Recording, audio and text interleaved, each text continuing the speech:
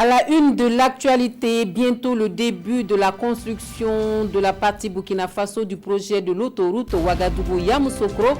Le président du Faso à Pékin décroche le financement du projet. À suivre dès le début de ce journal, les échanges entre Roch-Marc Christian Kaboré et les partenaires chinois pour la mise en œuvre du PNDS.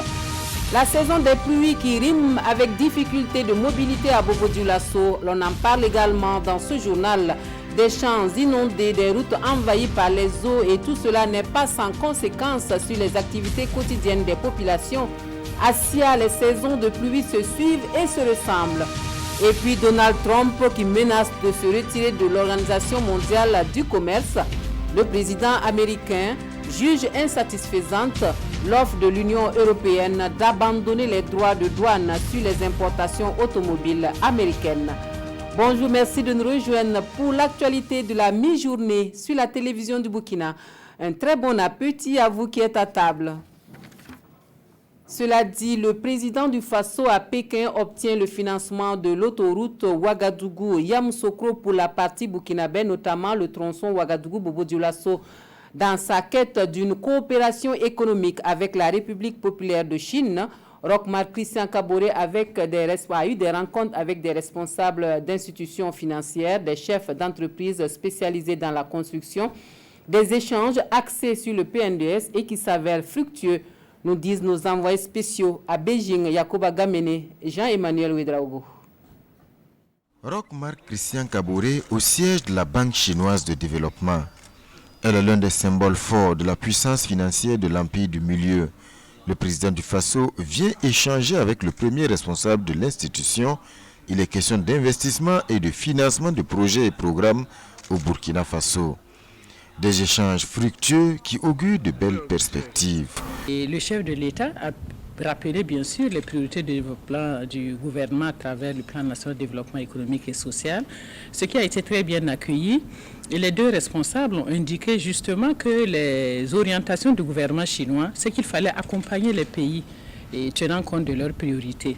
Et en particulier pour ce qui concerne la Banque de développement de Chine, il y a un fonds de 10 milliards de dollars qui sont disponibles pour l'Afrique dans le cadre justement de la coopération entre la Chine et l'Afrique. Et la très bonne nouvelle, c'est qu'il y a 6 milliards qui sont dédiés aux petites et moyennes entreprises. L'autre bras financier de la Chine populaire, c'est Exim Bank, la banque d'import-export, et sa première responsable s'entretient ici avec le président du Faso. Là aussi, il est question de jeter les bases d'une coopération gagnant-gagnant.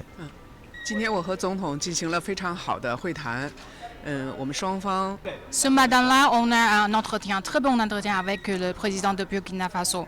On a pour tous les deux parties affiché notre volonté commune d'accompagner l'un et l'autre, surtout pour contribuer au développement socio-économique de Burkina Faso.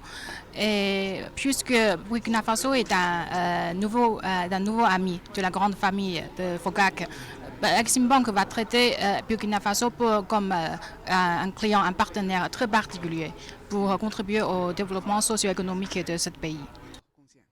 La société Chèque, elle vient parler infrastructure avec le président du Faso.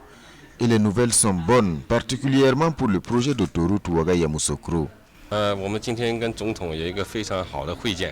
En fait, nous avons déjà contacté avec une rencontre avec le président pour notre projet.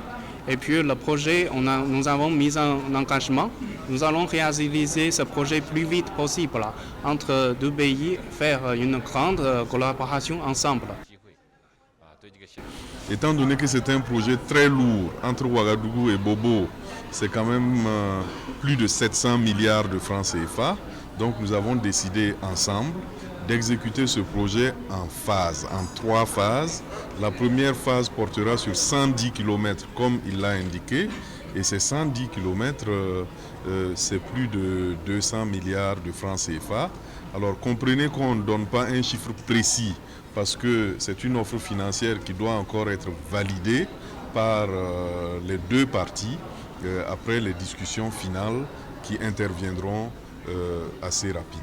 Et si tout se passe bien, les travaux de cette première phase devraient commencer en 2019. Le président du Faso s'est également entretenu avec les dirigeants du groupe industriel CGCOC, spécialisé dans la construction. Le président du Faso a été reçu au Grand Palais du Peuple par son homologue Xi Jinping, comme vous le voyez ici sur les images. Une cérémonie solennelle pour sceller l'amitié retrouvée. À l'occasion, plusieurs accords de coopération ont été signés dans les domaines de la santé, des échanges économiques et de l'agriculture. Nous y reviendrons évidemment dans nos prochaines éditions. Actualité au Burkina Faso avec l'ouverture ce matin à Ouagadougou du 2e congrès ordinaire du syndicat national des animateurs des animateurs scolaires. Une rencontre qui devrait permettre le renouvellement des instances dirigeantes. Ces acteurs du monde éducatif veulent surtout se donner des idées à la veille de la rentrée pour une bonne année scolaire et surtout tabler sur les luttes à mener. Nous suivons le reportage de Roger Kam et Zalissa Sanfo. Le syndicat national des animateurs de la vie scolaire SINAVIES tient ici son 2e congrès ordinaire. Un congrès pour passer au peigne fin les difficultés liées à la profession d'animateur de vie scolaire. Difficultés d'ailleurs qui commencent par la perception de tous sur la profession. Les difficultés que nous rencontrons, sans incriminer quelqu'un, c'est surtout cette vision dépassée que les parents d'élèves, certains acteurs de l'éducation et même l'opinion a de la vie scolaire. Anciennement, ça s'appelait le corps des surveillants. Vous voyez, surveillants. Non, c'est dépassé. La vie scolaire ne surveille pas. Elle éduque. Elle éduque. Voilà, parce qu'il n'y a que du bétail qu'on doit surveiller. Des êtres humains, ça s'éduque. Et nous voulons que les gens comprennent que nous sommes là pour de l'éducation. Nous ne sommes pas là pour réprimer.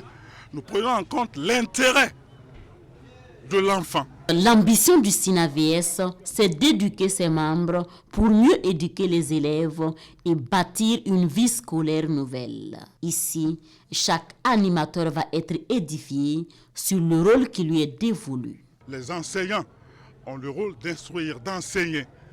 Nous sommes là à côté pour éduquer. Nous sommes là pour leur donner l'assurance, pour les rassurer, voilà, pour prévenir, pour anticiper sur tout ce qui peut enfreindre à leur construction.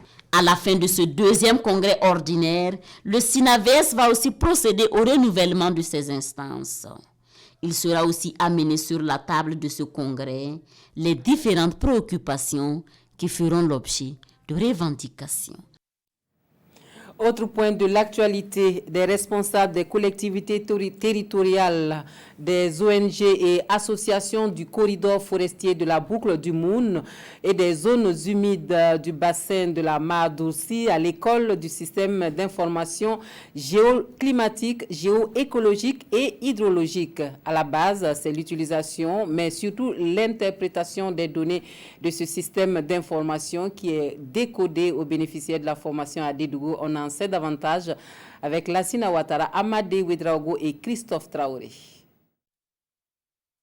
Ces participants à cette session de formation sont des planificateurs régionaux, provinciaux, dirigeants des collectivités territoriales et membres des organisations de la société civile du corridor forestier de la boucle du Mouhoun. Durant 3 jours, ils vont s'outiller sur l'utilisation et l'interprétation des données du système d'information géoclimatique, agroécologique et hydrologique pour le corridor forestier de la boucle du Mouhoun et les zones humides du bassin de la Mare d'Ossy, Sikoformo.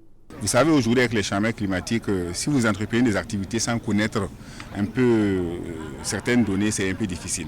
Donc, il faut savoir anticiper sur comment va être la saison, pour savoir comment il faut s'y prendre, ainsi de suite. Voilà l'objet de cette réunion, de cette formation, parce que les acteurs locaux doivent être fortement impliqués pour la réussite de ce que nous voulons engager comme action d'adaptation au changement climatique.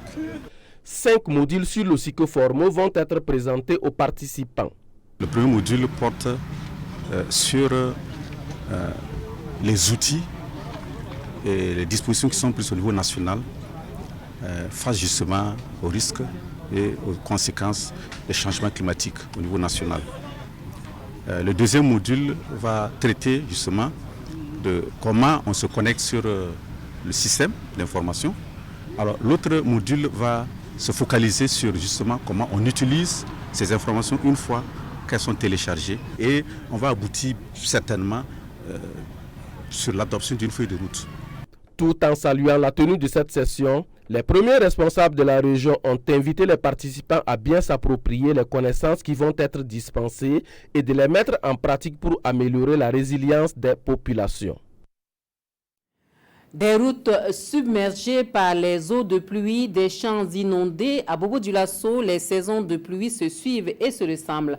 La ville de Sia, très bien arrosée à chaque saison pluvieuse et conséquence de ce trop plein d'eau, des voies dans la plus grande majorité impraticables, et cela n'est pas sans causer quelques désagréments.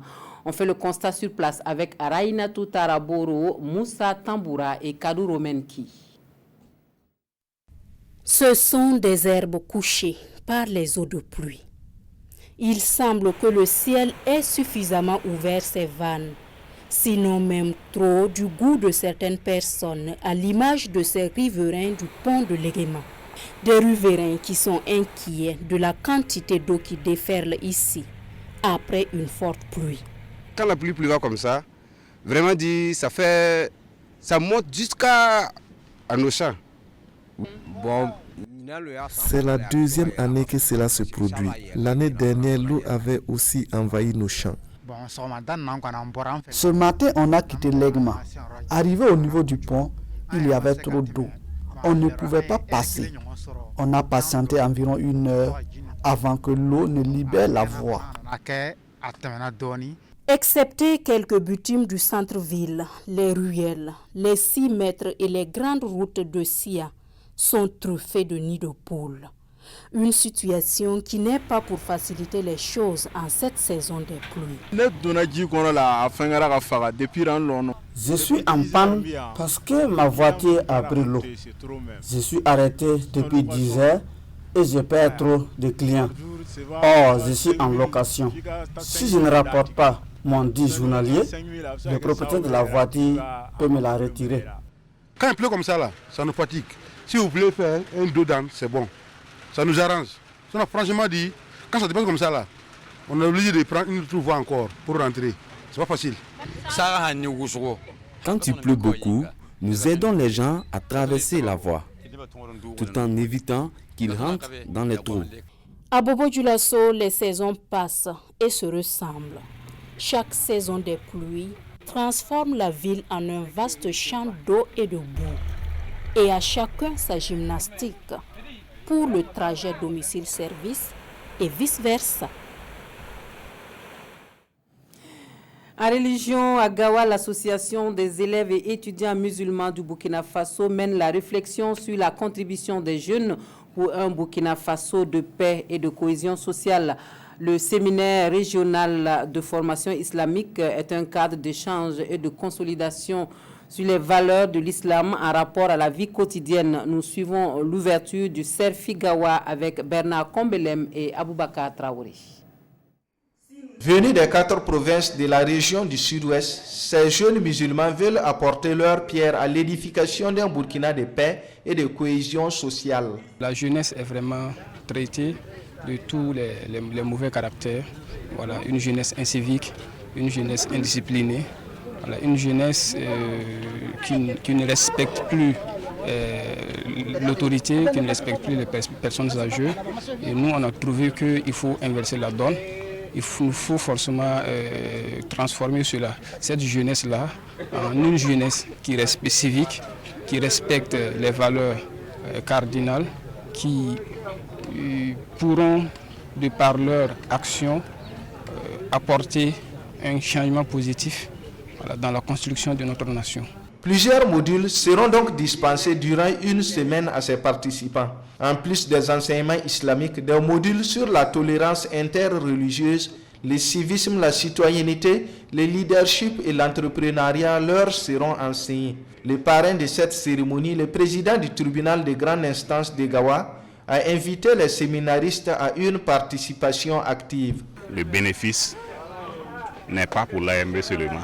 Le bénéfice n'est pas seulement pour les musulmans, mais le bénéfice s'étend à toute la communauté. La communauté, pas seulement burkinabé, mais mondiale. L'imam de la grande mosquée et l'évêque du diocèse de Gawa, présents à la cérémonie d'ouverture, ont prié pour que ce 14e séminaire régional de formation islamique se déroule dans la paix. Un mot de l'actualité hors de chez nous pour poursuivre. Le président américain refait parler de lui. Donald Trump menace cette fois-ci de retirer les États-Unis de l'Organisation mondiale du commerce dont ils sont membres fondateurs. La pomme de discorde entre le locataire de la Maison-Blanche et l'Union européenne des taxes douanières sur les automobiles américains.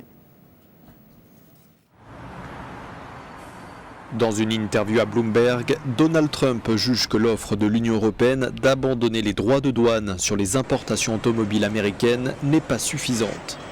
Pour souligner son agacement sur ce sujet, il a comparé l'Union européenne à la Chine, à laquelle il livre une véritable guerre commerciale. La Chine, envers qui la colère ne retombe pas, le président américain serait prêt à taxer 200 milliards de dollars d'importations chinoises. Au cours de l'interview, Donald Trump a également menacé l'Organisation mondiale du commerce d'un retrait américain si l'OMC ne se restructure pas. L'organisation, dont les États-Unis sont un membre fondateur, a pour mission de libéraliser les échanges entre ses pays membres.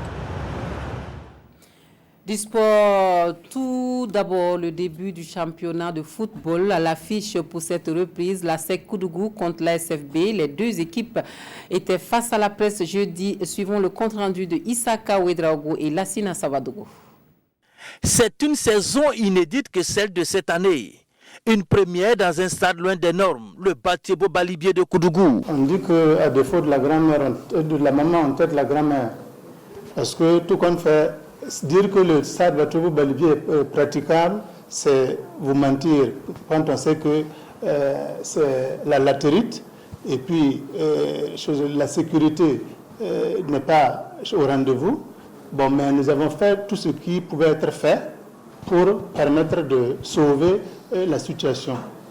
Une affiche entre le promu et le champion sortant. Un choc de couleurs. Le jaune et noir. Un duel entre le maître saboteur et son élève Oscar Barreau. Un avant-goût à la veille de la première journée à SEC ASFB. Et voici les morceaux choisis. Je suis parmi les gens qui ont aidé cette équipe à monter en première division.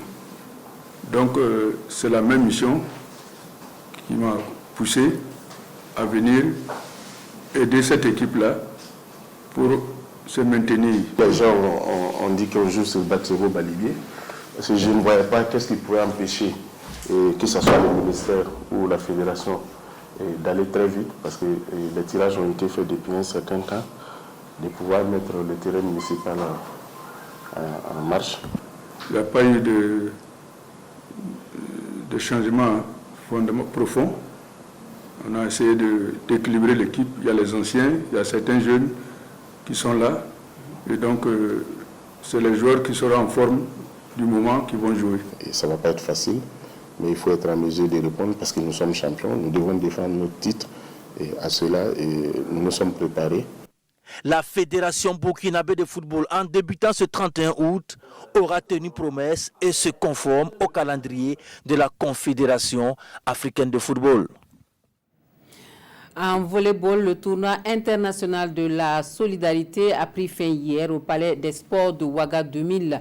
Le Mali en dames et le Niger pour les hommes sont les grands vainqueurs à l'issue de la finale jouée contre le Burkina Faso.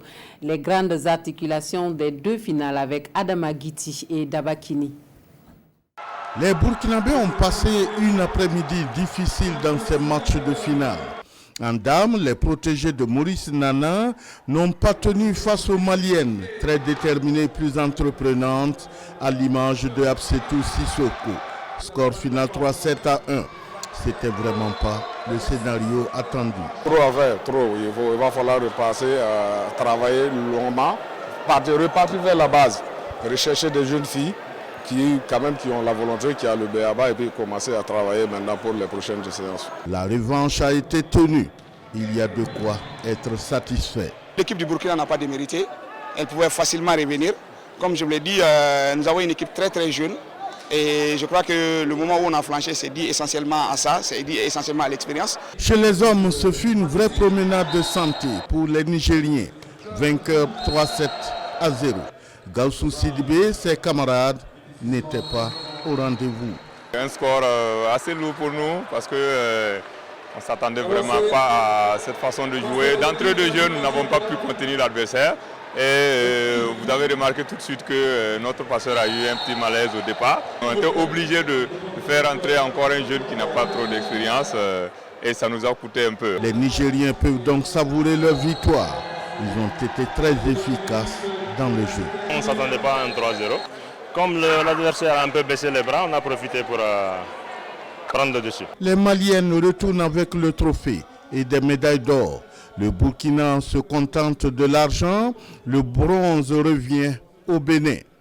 Le trophée homme est allé au Niger, en plus des médailles d'or, médailles d'argent pour le Burkina Faso et le Mali, des médailles de bronze.